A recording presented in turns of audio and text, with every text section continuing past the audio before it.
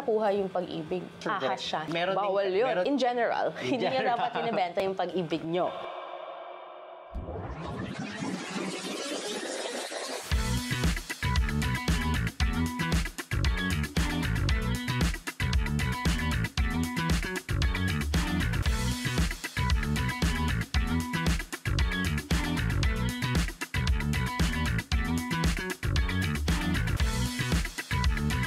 Got questions? Ask me. PBA Paano Ba Attorney with Congresswoman Attorney Migs Nograles and Jerome Sanoy. I'm Pinkan Winay. Good afternoon, everyone. Welcome to Paano Ba Attorney. This is our fourth episode ng ating Season 3. Magandang hapon po sa inyo lahat. My name is Jerome Sanoy. And I am Congresswoman Attorney Migs Nograles. Hello, good afternoon, and thank you for joining us this lovely Saturday. Yes. As we said, grabe yung ulan kagabi. Buti na lang. The past, actually yung mga, siguro katong isang adlaw din, diba? Tapos grabe yung baha. Oo, may mga surprise visit yung ulan ngayon eh. Oo nga. Parang, diba, maraming mga surprises ata this coming few days. Yes, wow. maraming sorpresa ang ihahatid namin sa inyo. Kaya naman, huwag niyo pong kalimutan i-subscribe at i-follow lahat po ng ating mga social media. At mapapanood niyo po kami every Saturday sa ating pong TikTok and Facebook. That's 2 to 3 p.m. And of course, every other Saturday naman po sa PTV Davao. That's every Saturday, 3 p.m. to 4 p.m. And we also upload all the episodes, also including Season 1 and Season 2 sa YouTube and Spotify. So every other Saturday, na-upload po yan from 3 to 4 p.m. And by this month, no, meron tayong surprise din. Kasi para sa inyo, maghulat-hulat na lang mo sa among announcement kung ano yung madugang pa, kumbaga, no, sa ato ang mga schedules. Yeah. Para mas lalawak pa ang ating pamimigay ng legal advices sa lahat ng ating mga fellow Davaoeños, sa lahat po ng mga nanonood at meron pong mga programa na pwede niyo pong malapitan when it comes to legal matters. And po ang ating mga social media. At of course, magkakaroon tayo ng konting shoutout sa ating mga nakikita ko yung eyebags ko. Ako din. Sabi ko pa naman, diba, next, sabi ko yung sa isang post ko, yung next time na magla-live ako, siguraduhin ko nakaayos ako. Sorry, hindi ako nakaayos ngayon. Galing akong mga barangay. Nakita kong aga mo kanina. Kasi meron tayo, syempre, tinatapos natin yung post-birthday celebration. Yeah, belated happy birthday nga pala sa ating... Hindi ka nakapunta. Hindi ako. Pero nanonood lang ako sa mga snippets ng mga captured moments. Yes. And there was like, may mga feeling moments doon. But anyhow, guys, eto na po ating konting shoutout sa ating mga viewers right now sa ngayong hapon. Hello po kay Sir Nathan Bueno. Have a nice day po din po sa inyo. Hello. Kay Swift 13 ako. Si Taylor Swift fan yan, for sure. Kay Angelica, kay Iya, one of my favorite photographers. Kay Sir Raul, hello. Hello, good afternoon. Ayan, alam mo, itatak-in ko na to kasi alam mo kanina, Jero, pumunta ako sa barangay tapos sinabi nila, nagpapakabagets kasi ako, diba? So, baggy yung pants ko. Tapos, ang dami nagsasabi na tumataba daw ako. So parang, talaga? Tumataba na ba ako? Hindi naman. Medyo, malaki lang yung damit mo. But it's okay for you to freely move, around. Tapos, diba, nakakaloka kasi yung mga ganyan na chismis, alam natin saan papunta. No? Hindi po, flat pa naman ang tiyan. Ayan. Nagsisimula na naman tayo dito sa si attorney na lang talaga nakikita mo. Alcantara. Hello kay Marilu. Kay Dado, hello. Hello kay Brian. Howard Suazo. Baka related kami. Kasi relate kami sa mga Suazos. Yung side ng mom ko. Ay, sa mga S. Sa mga Sanoy din. Charot!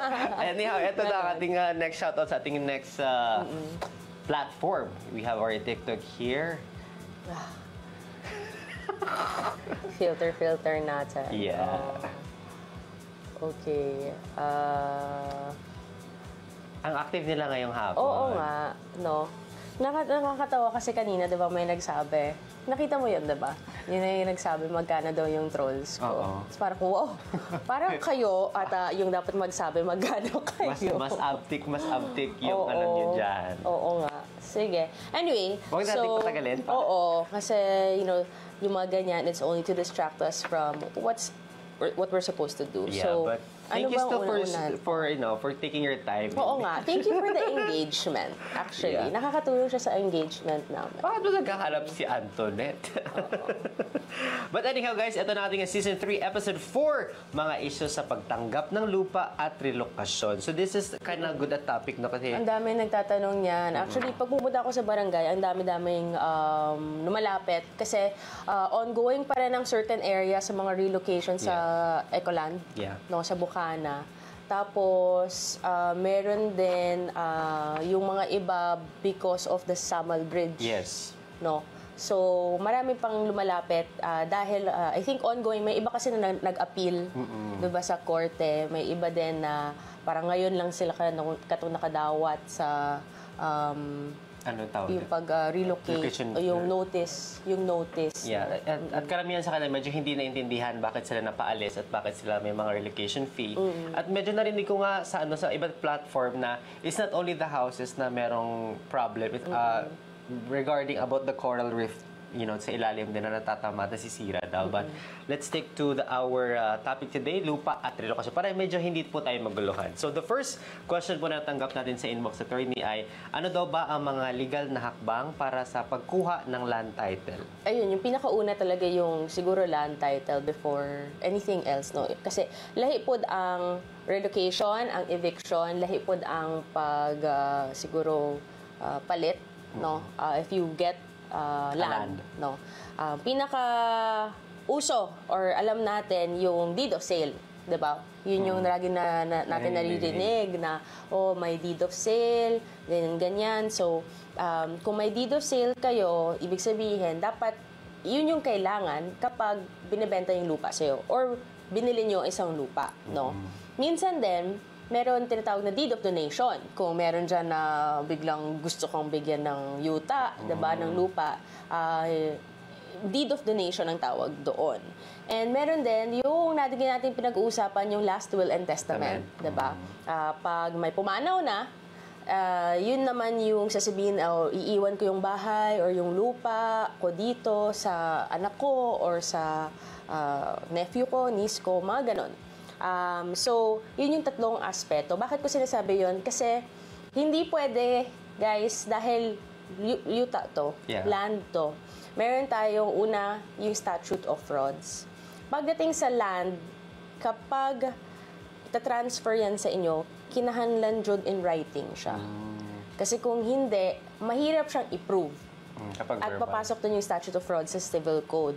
So, dapat talaga in writing siya. Kaya dapat may deed of sale, deed of donation, or itong last will and testament. So kung wala pa, kunyari na pag-usapan nyo lang, magpahimo mo talaga ng deed of sale. Kasi ang kawawa dyan, kung buhi pa mo, katong buyer and seller, okay lang. Kay buhi pa man. Ang lisod dira, kung namatay na, yung nagbenta or nagpalit, tapos mag-take over ng mga anak. Yeah, mga heirs nila. Or later on, di ba, pwede yung mga grandkids. Kaya karon, di ba, daghan mga nag-aaway. Kasi binigay daw ng lola, tapos yung kabila, wala na yung dalawang lola. So, doon nagkakagulo. So, it's always better talaga. Huwag natin mahirapan ng mga next generation, iput natin in writing. Pero hindi pa enough yan. No? Pag i-put in writing yan, yung mga deed of sale, deed of donation, or nasa last will and testament, syempre, kinahanan magbayad tag buwis. No? Taxes. May taxes yan. Kung sale yan, ang tax yung tawag dyan, ang capital gains tax. Kung donation yan, ang donor's tax. Yung sa last will and testament, estate tax. So, na-adjud tax, no? Per ano? Kailangan pumunta kayo sa BIR, pakita nyo, kay assess nila kung magkano yung tax. Depende yan sa assessed value ng yuta. And pag nakapagbayad na mo, hatagan ka tong e-car, ang tinatawag natin. Yung Electronic Certificate Authorizing Registration. So, i-authorize ka na, sabi na ng BIR, okay na, pwede mo nang i-register. I-register pa. I-register pa, maraming proseso kaya pa. nga, Certificate of Authorizing Registration, meaning nakabayad ka na, wala ng mga any legalities in terms of payment sa government, ha? So, authorize ka na. Kaya nga, Certificate Authorizing Registration. Doon na ka sa Registry of Deeds. Para mapasayo na yung... Para yung titulo, lagi natin pinag-usapan kung bumalik ka sa season 1 or sa season 2, di ba? Hindi enough na gibenta na sa'yo. Kinahanglan jud ang pangalan mo ang nasa titulo. Kay kung magkaroon ng kaguluhan, kung yung pangalan mo hindi na sa titulo, parang face value, yung nasa titulo, kung kinsang pangalan nakabutang dira, siya ang tag-iya. Tama. So even if marami kang paperwork, netong lahat, nagbayad ka na ng buwis kung hindi pa na puli.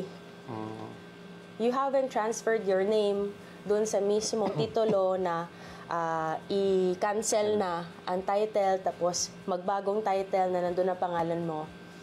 Nako, magkakagulo po kayo. Kaya dapat talaga sundan niyo yung proseso.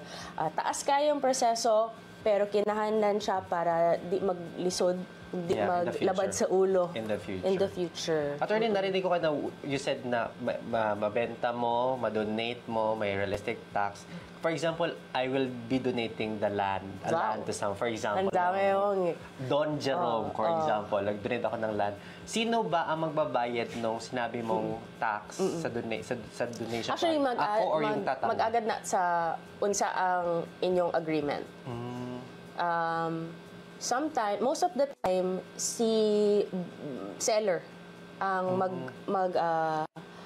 shoulder sa capital gains tax kasi parang kasama na siya sa pagbenta eh. This is the donation na ano ha? Kahit ay sa donation, ako ang shoulder, for example. actually depende. Most of the time, syempre si donor kasi wala na rin. ang ginodonate niya hindi niya ma-afford. Not capable, yeah.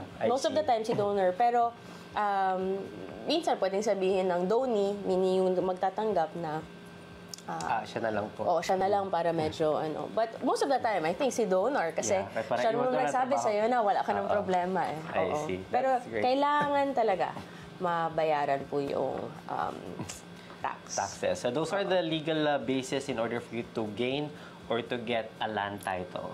All right. Yes. Question number 2, ano ba, attorney, ang mga proseso ng land expropriation at paano ito naaapekto sa mga mamamayan? Ayun. Let me explain. Wow! Sige, go. Ang expropriation po, ito, correct me if I'm wrong, it's a way of like getting a land from a private individual. Sino ang kumukuha?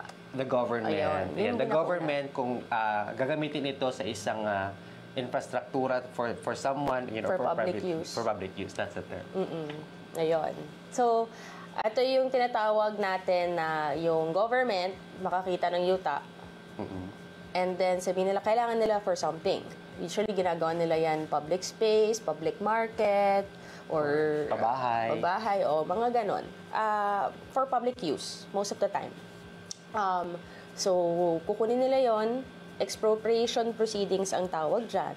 Papasok yan sila, tapos sasabihin dun sa owner, kailangan namin to, bibigyan ka ng notice. Meron court proceedings dito. May tinatawag na expropriation proceedings. Nga, no? Titingnan ng court kung valid ba talaga ang reason ng government to use. Kasi syempre, ginakuhanan ng yuta ang tag-iya eh. Tama. And then, ang pinaka-importante, just compensation. Meaning, bibili ng government, 'di ba? Parang may negotiated sale between the government and katong tag-iya sa yuta. And depende yan sa value, no? Kung anong i-assess na value. Pwede po ang tag-iya maghatag ng individual, independent assessor. Okay. Kasi syempre, pwede pumasok ang government, mag-a-assess sila. Pwede po ikaw. Kaya nga may court proceedings. So, papakita muna ng gobyerno, kailangan to, ganito yung babayaran namin. Siyempre, yung tag-iya, mga tao, no, papasok yan sila. You have to be participative. Diba? Para masabi mo, hindi nila kailangan to. Bakit? May ganito na dito eh. Diba? So, yun yung nangyayari. Because at the end of the day, yung court yung mag-i-issue katong writ of possession para doon na pwedeng pumasok ang government to possess and take over. Pero, bago i-release yun, parang nabayaran na kahit initially. I see.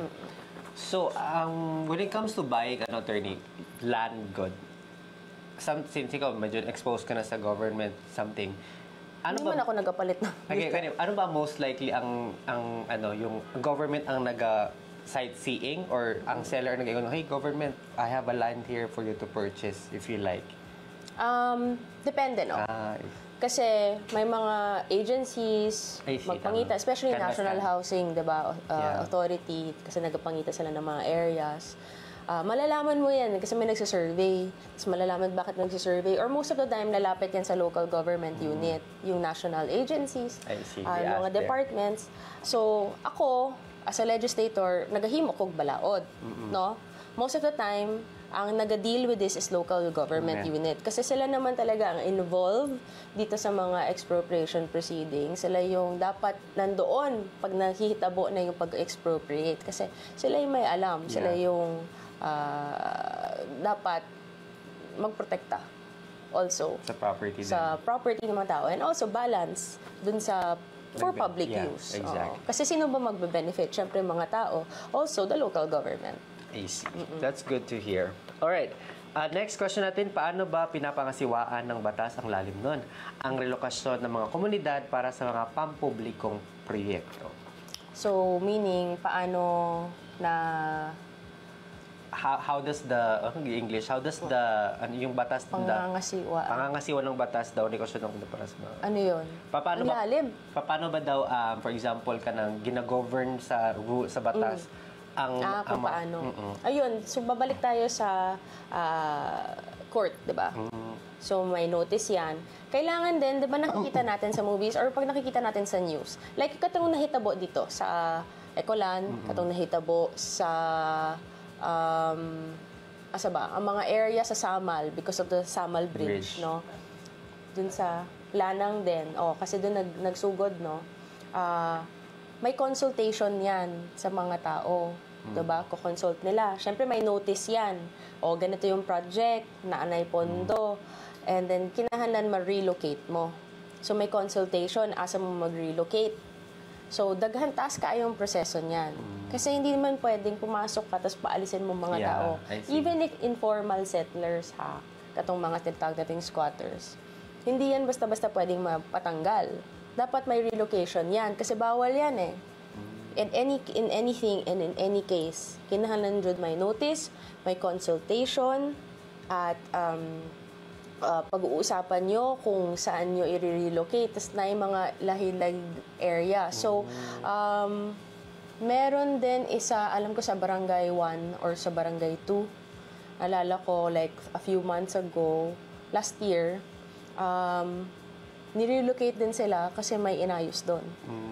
So, nasa iba't ibang barangay na rin sila. But, eto nga, kasi meron silang consultation na nahitabo.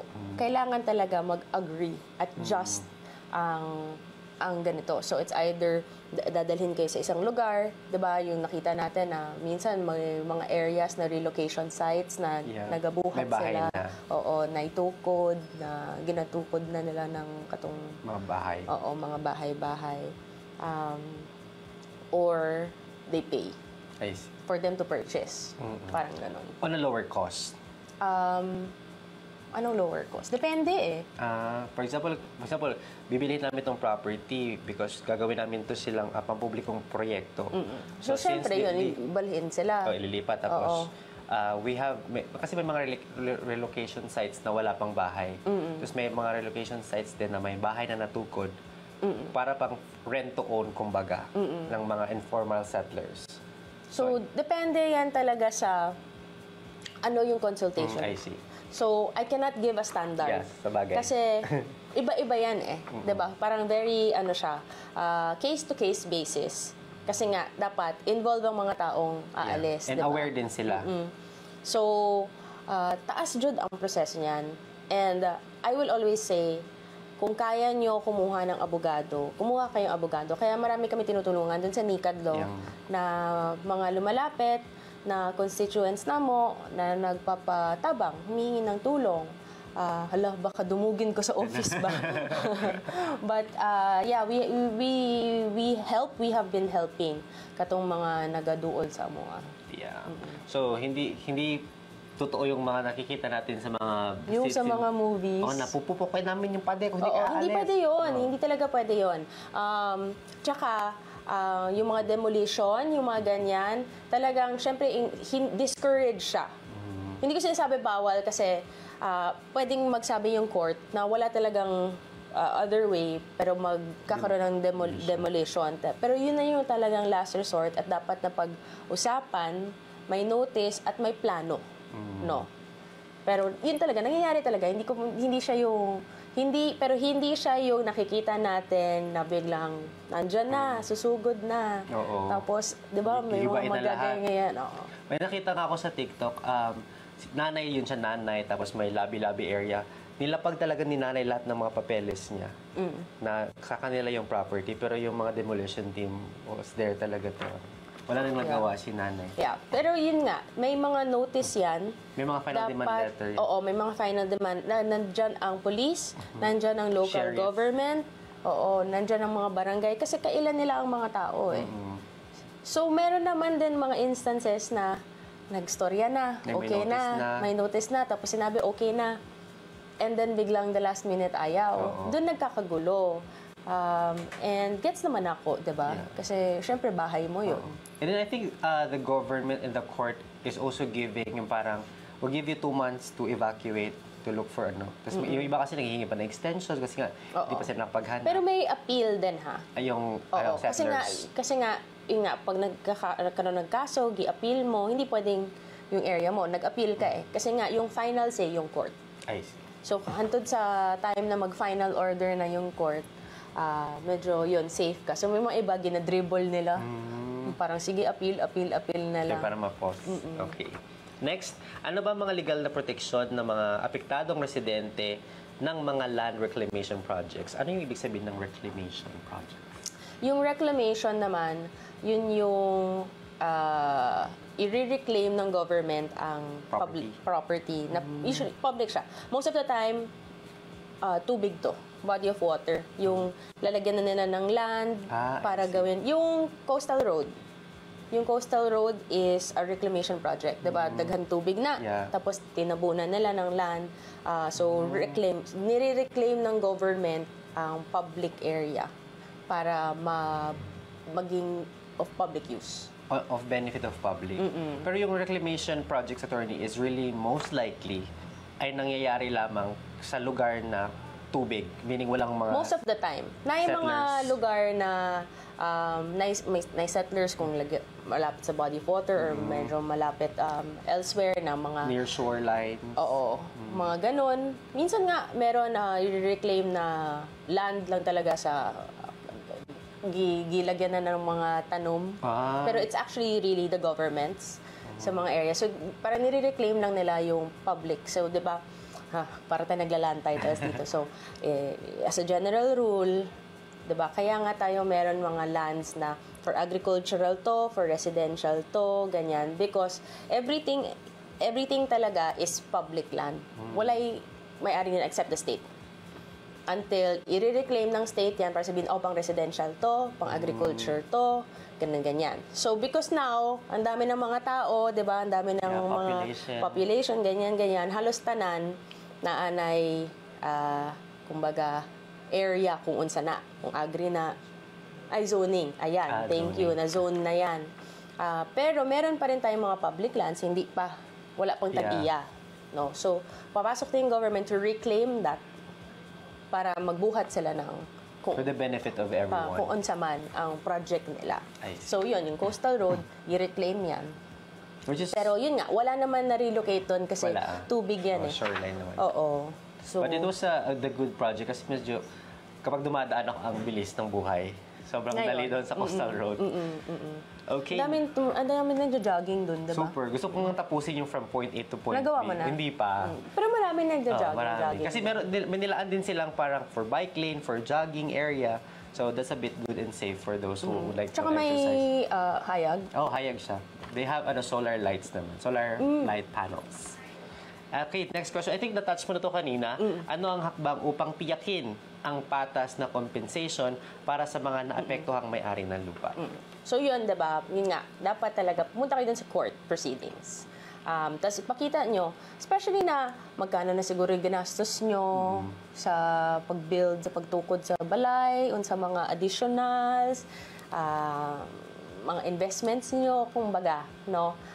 Para ipakita, hindi lang yung land value, naa din mga value kung unsa ang inyong ginabuhat na dira. And prove nyo, kung naa kayong mga proof, to show na ito na yung ginastos nyo, dapat makompensate mo. Yung mga renovations nyo. Oo. Kasi even sa mga sa mga private houses, 'di ba? Na the cost of the house is ganito, pero nagpa second floor kasi kami, so dadagdag din ng So may ganon. Kaya nga may court proceedings at kailangan nandun kayo, nandun yung abogado nyo, and always, kung kaya, no, na kayo'y independent assessor sa value para ma-compare yon. So even if we're talking about land and relocation, this is really a big broad thing. But sa akin, on my own perspective, I get to understand how the process should go. And then I hope our viewers... Tsaka marami talaga naapektuhan, no? Kasi ikaw, like, swerte ka kay... well, at least now, hindi pa kayo Yung sa amin naman, ano lang yun siya, parang... It's not... Parang, ano yung tawag nito? Parang... Anong ito ba ng murag title, ano ka lang? Parang it was given by the government for you to live there. Kamo, sa inyo. Sa amin pero na. yung titulo na sa inyo na, diba? Nasa amin na. Oo. So, wala yung problema na. Unless nga, biglang magbuhat sila ng public road dyan. Yun nga, ng highway, no? Asa ba ko andun ako sa Matina Pangi. Tapos, I think may road widening. Meron, nakita ko banda doon, no? nadaanan ko. So, nandun ang isang balay sa isang katao na luoy kay... May kugid siya sa ano. Oo, pero sabi niya, sige na lang, kahit na yung bahay niya, parang sobrang nandun Lapit na sa... na. Oo, sabi ko, paano naman yan? Hindi man daw sila makalipat. Kasi ang dami na nilang gibuhat doon, Na-develop 3 floors na ata yun. So, ano tawag doon? Yung ilalagyan lang nila ng barrier in between the road? Parang ganon. Basta may parang wall lang silang gagawin. Sometimes, di ba, may mga bakal-bakal sa edges. Oo. Para hindi lang matamaan yung Nakalimutan ko nung sinabi na gagawin nila. Tapos, hindi na sila makalabas doon. Doon na sila sa likod daw. Likod na daan. So, yun nga. Parang balanse siya na mayroon talagang maapektuhan para sa kabubutihan ng tanan. But, diba? Kawawa yung It should be a win-win talaga. Oo, kawawa na apektuhan. So, ito, sa tinanong ko, makukompensate ba kayo? Kasi, syempre, tatanggalan eh. Oo. Ano naman daw, meron naman daw kahit papano, konti. Kasi, kinuhanan nga. Tapos, may offer naman. May offer naman daw na lumipat sila. Pero ayaw na nga daw nila kasi nandun na rin yung pamilya nila, malapit na daw. So, yun, diba? At least, tinanong ko talaga kung sinundan yung proseso. Sinundan naman. Pero, so, good thing. Yun nga. But there's still choice to stay there. No? Ayan. So, thank you guys for sending in your question and I hope yung mga nag-send nito ay natagot po natin. And of course, yung mga nanonood dyan. Yes. At ito pa, attorney, At you can comment your questions related to this or other legal things. Kung magsamok-samok mo, ayaw na lang. Pero, ganun talaga. Yep. Eto na guys, we will be having, of course, a question of the day. Ito ay nasend sa atin via inbox. And of course, here is the concern of the day. Hindi, meron, magta-testimonial. Okay, let's have this testimony. Nabubulol na ako.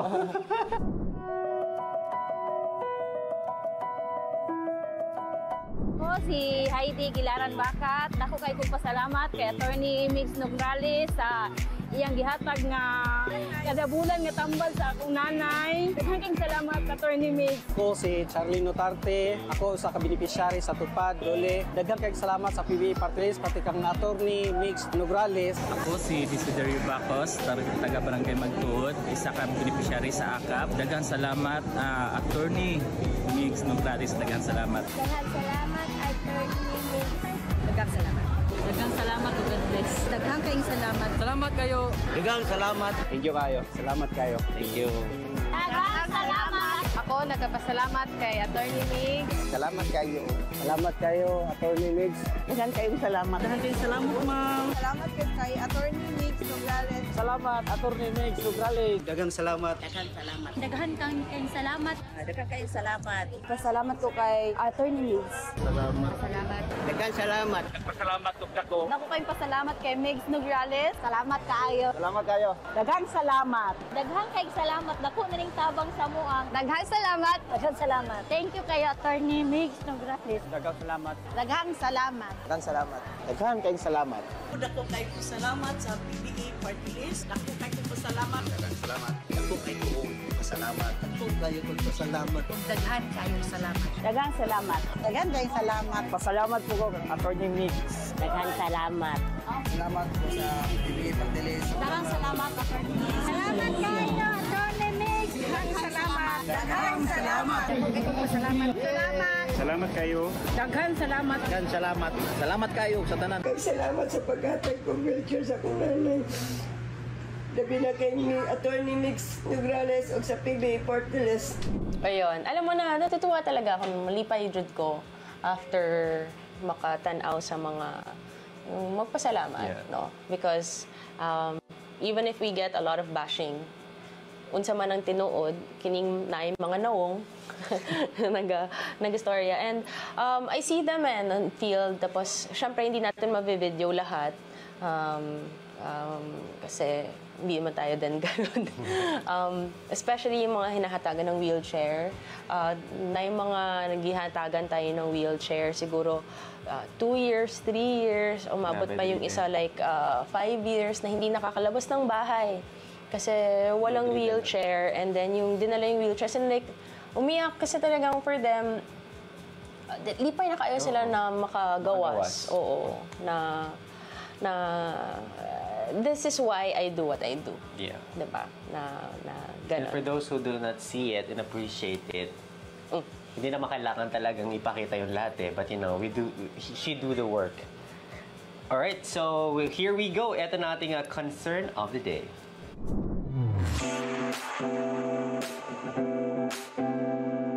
Hi, Attorney. Nilipat po kami dito sa relocation site. Matagal na po kami dito. Ngayon, pinapaalis po kami kasi iba na po daw nagmamay-ari ng lupa. Ano po ba ang mga karapatan namin upang di kami mapaalis? Paano ba, Attorney? Grabe, no?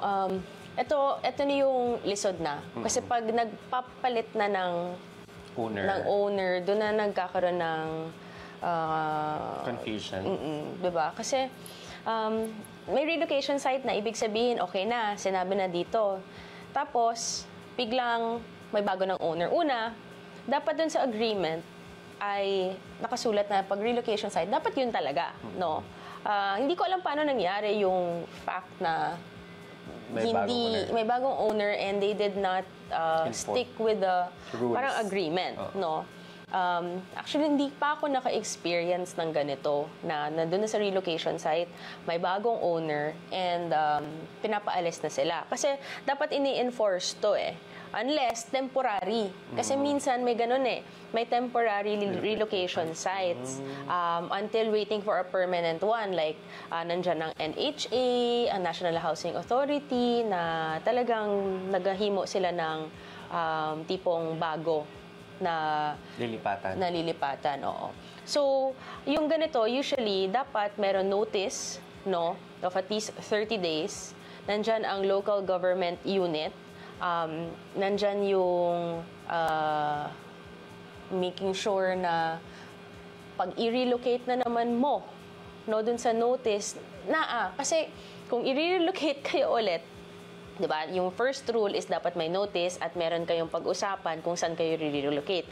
Nandun na kayo sa relocation site. So kung papaalisin naman kayo doon, dapat pumasok na yung government dito para make sure yung relocation site na yon, nandun na naman kayo, ilalagay kayo sa bagong relocation site. Because sa general rule nga, kahit nga hindi kayo re-relocate, kahit mga squatters, diba?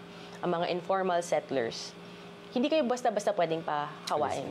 Hindi kayo pwedeng basta-basta umalis. So, dapat just and humane ang pag-alis dyan. And may notice, may pag-uusapan, at nandyan ang government kung hindi man may just compensation. So, itong parang mga compensation na to, no? Kung hindi yun bagong site ng relocation site, then dapat meron monetary value. Kining monetary value is actually kung ano minimum wage sa inyo, daily minimum wage times 60. Parang 60 days. 60 days. Yun yung dapat makuha nyo kasi yun yung gagamitin nyo pang relocate. Palipat. So, una, ang gagawin mo, kumuha ka ng abogado. Kasi talagang kailangan yon, no? And, kausapin nyo yung local government. And yung agency, di ba? Kung asan man kayo, sino yung mga nagpalipat sa'yo, sa inyo. So, local government yon and the national government, di ba?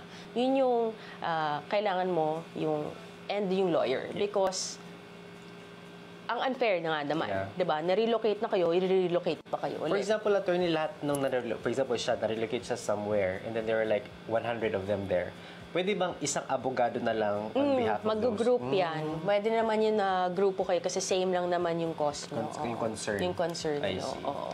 So, I hope sa lahat ng mga residents ngayon, who are like settling to a place, make sure that you have knowledge, perhaps, kung hanggang kailan kayo dyan sa relocation site. Kasi for sure, for example, mga 3 years na kayo, syempre, may mga anak na, may mga asawa, lumalaki din yung pamilya, lumalaki din yung lawak ng bahay niyo. So, in order for you not to have any, confusions, of course, in the future, then better to know your...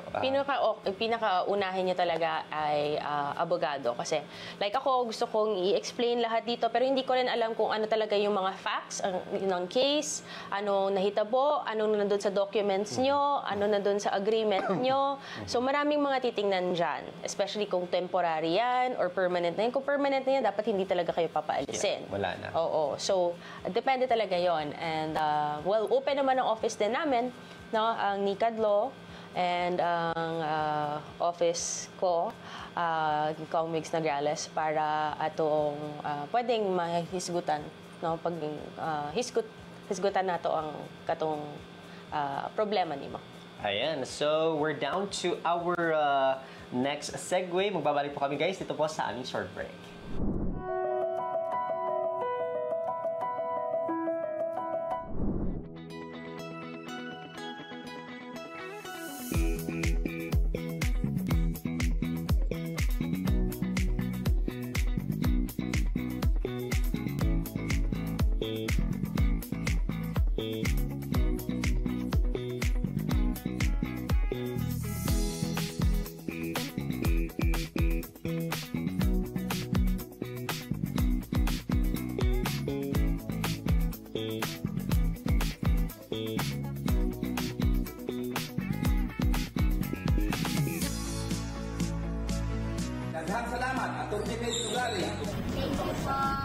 Salamat sa pag-job here, Attorney Migs Nograles.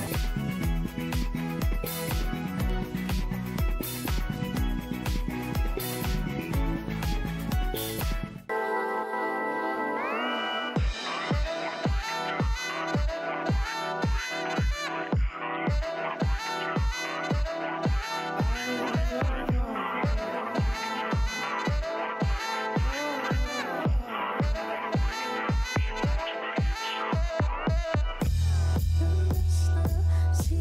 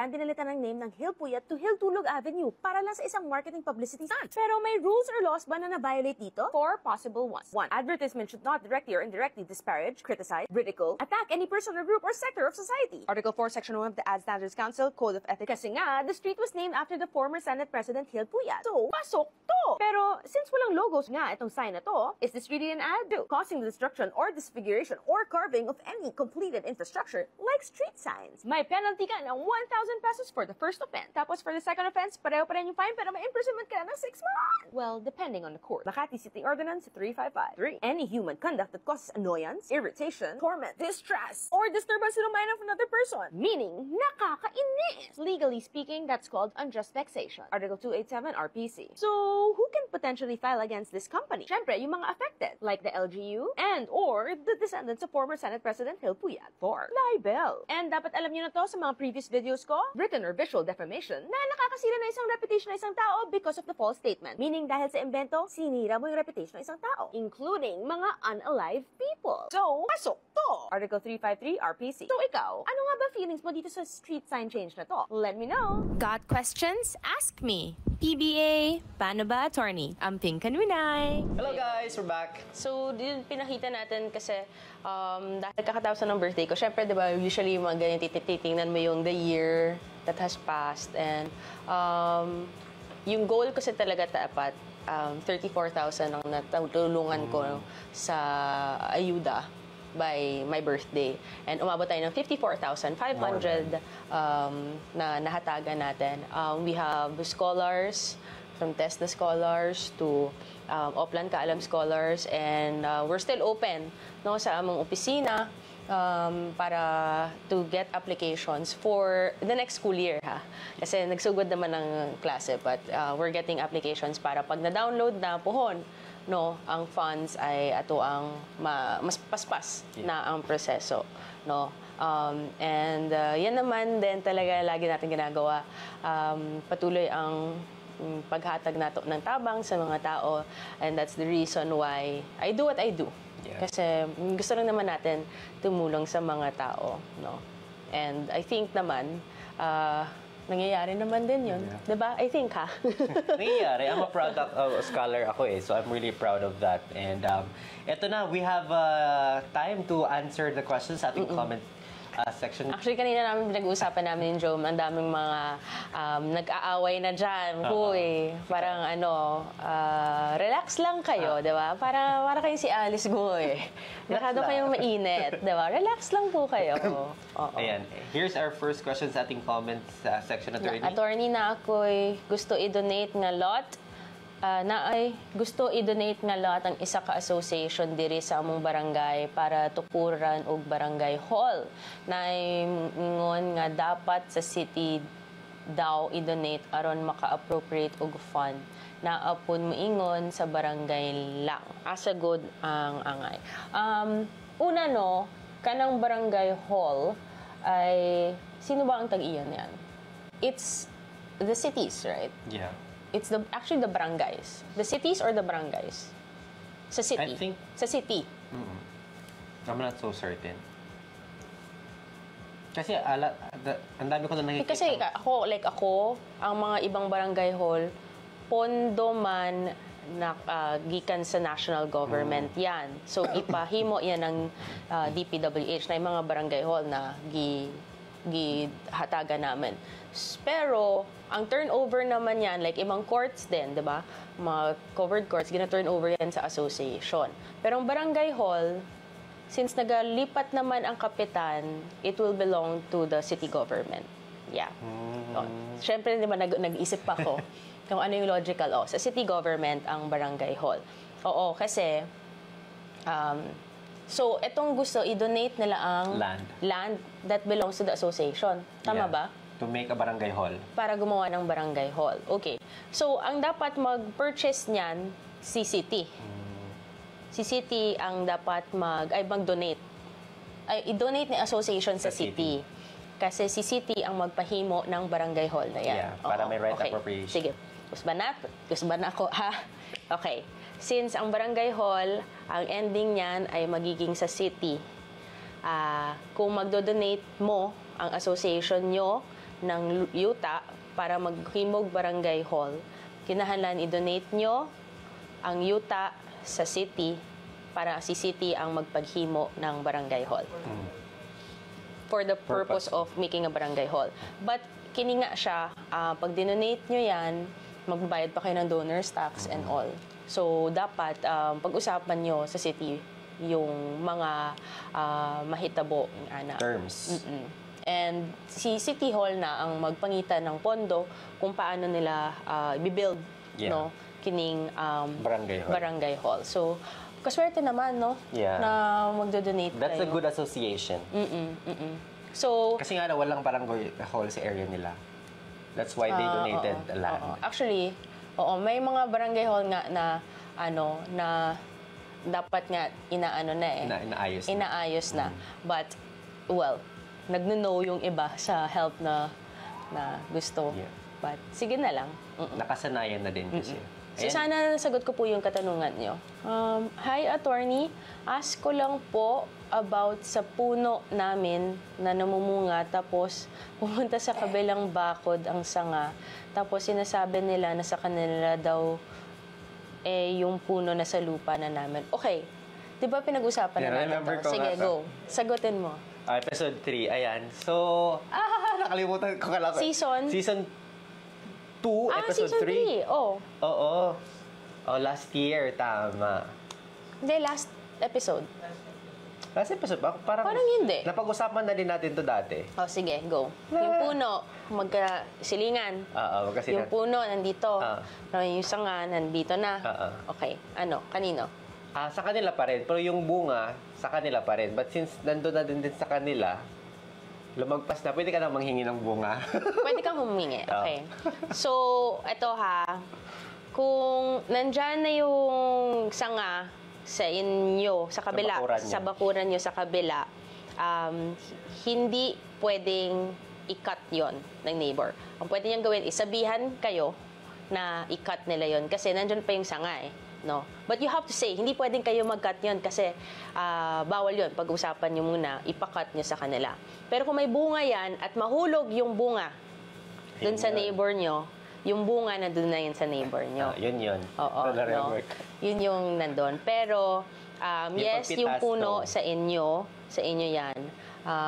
And yung bunga habang nandoon yun, sa inyo pa rin yun, hanggat hantod sa mahulog na, tapos nandoon sa... Pagpitas, bawal. So, yung kapitbahay nyo, hindi kayo pwedeng sabihan na, ay kunin yun, pero pwede kayong pagsabihan na, i-cut nyo na yan. Diba? Kasi nakakasagabal na. Kasi yung dahon din, malagis. So, yung mga ganun, diba usually karon naman, pwede nyong i-cut yun, tapos parang, may way yun na lalagyan nyo ng... Parang i-cover nyo yun para sa... Or i-cover nyo siya para yung pagbunga niya ay papaloob na. Diba? May net na. May net or may way para hindi na pumunta sa kabila yun. Basta may alam ko may ginagawa yung mga ibang mga mga farmers na nakakausap ko yun na minsan may way sila na parang minsan nga plastic lang tapos ang tawag doon? Grafting. Yun. Parang ganon. Tama ba? Alam ko parang may way na para pag bumunga siya, pwede nga yung maliit lang, diba? Yung mga puno, pwede nilang gawin maliit lang. Parang tinitraining nila. Namiss nga ko paano nila nababalutan ng dyaryo lahat ng bunga. Diba? May mga ganon. Kasi nga, pag nahulog yun doon na. Pero, yun sinasabi ko, hindi pwedeng basta-basta i-cut lang ng imong silingan na. Kasi bawal po yun. Okay. Direct mo na ako nakita. Meron talaga, no? Alam mo, yung nagbabasa ako sa law school, nasa civil code kasi to. Yung nagbabasa ako sa law school nung ganito, yung mga, bakit pa natin kailangan pag-aralan itong mga bunga-bunga, mga ganyan. Pero meron talaga, nangyayari talaga siya. Yeah. So, nakakatuwa lang din na yung ganyan, akala mo, minsan may mga bagay na akala mo hindi mo naman gagamitin in real life. Oo. Tapos, yun naman pala, meron talagang ganon, kahit mga konti-konti, di ba? Ano pong possible mangyari pag talo yung nakasquat sa bahay na nakakuha namin sa pag-ibig? Ano po ito? Ano po posibleng mangyari pag talo, siguro sa korte, yung nakasquat sa bahay na nakakuha ng pag-ibig namin? Paano nila nakuha yung pag-ibig? Kasi may, I'm not sure. Ahas siya, hindi, charot. May mga tendency na parang binibenta doon ng pag-ibig. Ang kailangan mo lang gawin is paalisin yung nakatira dyan. Ganun ba yun? May mga ganun eh. Oh. So, Bawal yun. Meron din kasi parang binibenta nila ng mura, kaso medyo pahirap ang paalisin yung nandun. So parang itong si Pag-ibig, niisip niya sila talagang tag-iya ng balay na. Oo, parang ganon. ganon. Well, kung ganon, no, dun ka na papasok. Magpa-file ka ng claim sa Pag-ibig. Siyempre, i-report mo yan. Talagang hindi dapat yan. And kung talaga nagsasquat sila sa bahay mo, ito na yung pinag-uusapan natin na syempre hindi mo sila pwedeng paalisin. Papasok na dito yung pupunta ka na ng korte at magpa-file ka na ng eviction. No?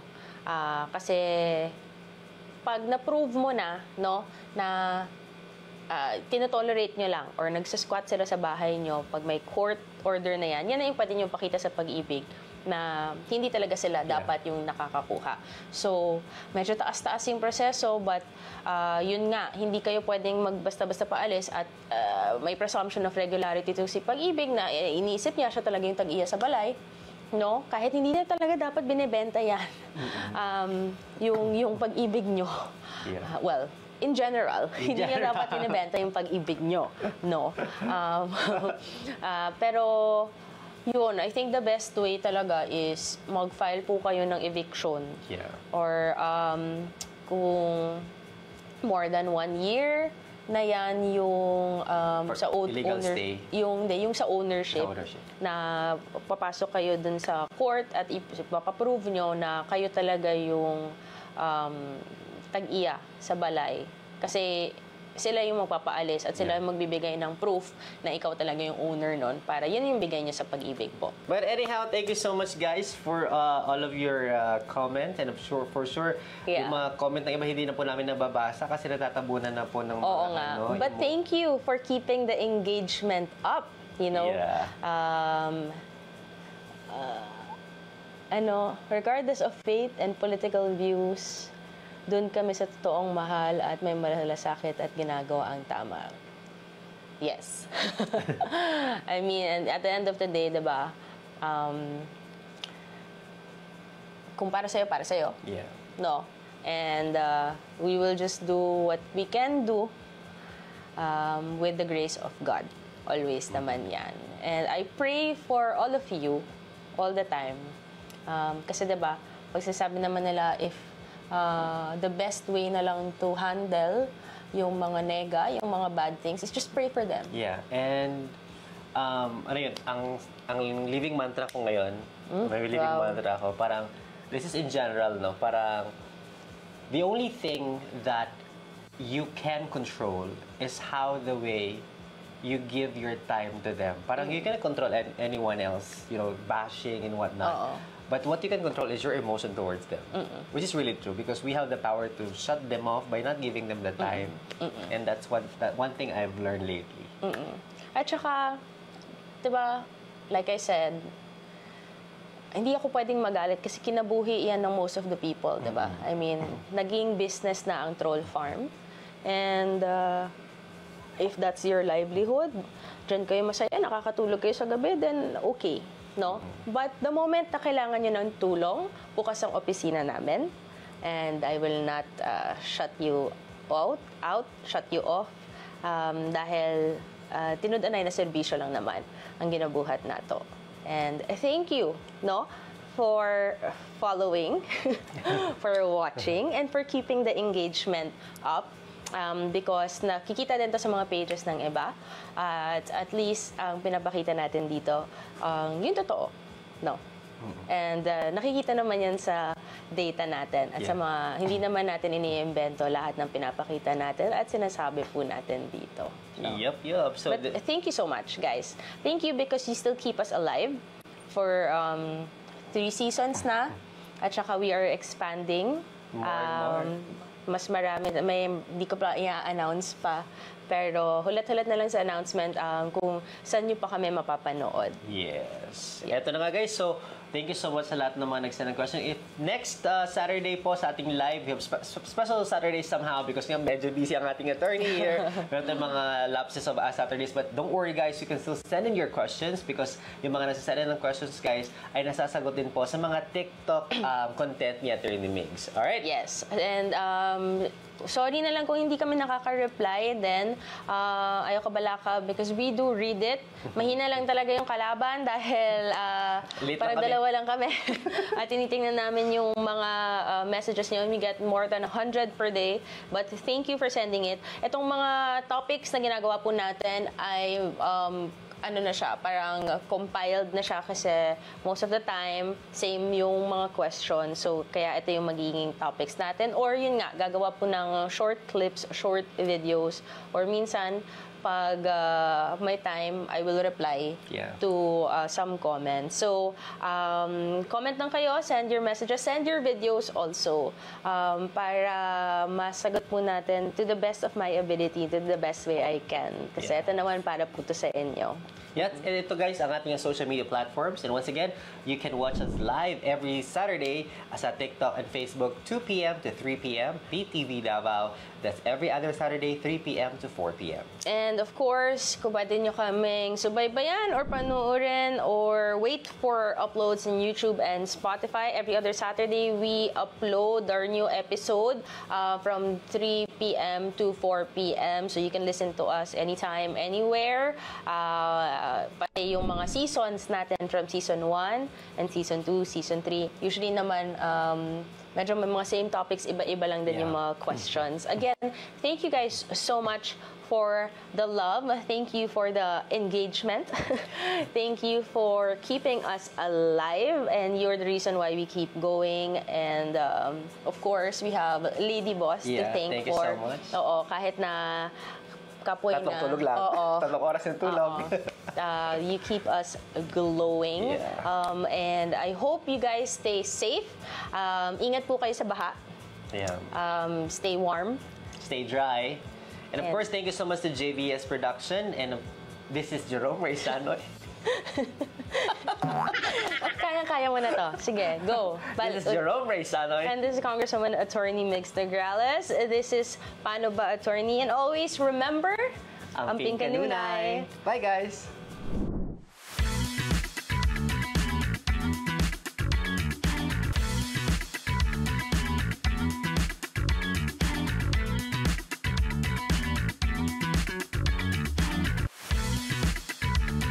Got questions? Ask me. PBA Paano Ba Attorney with Congresswoman Attorney Migs Nograles and Jerome Sanoy. Amping Kanunay.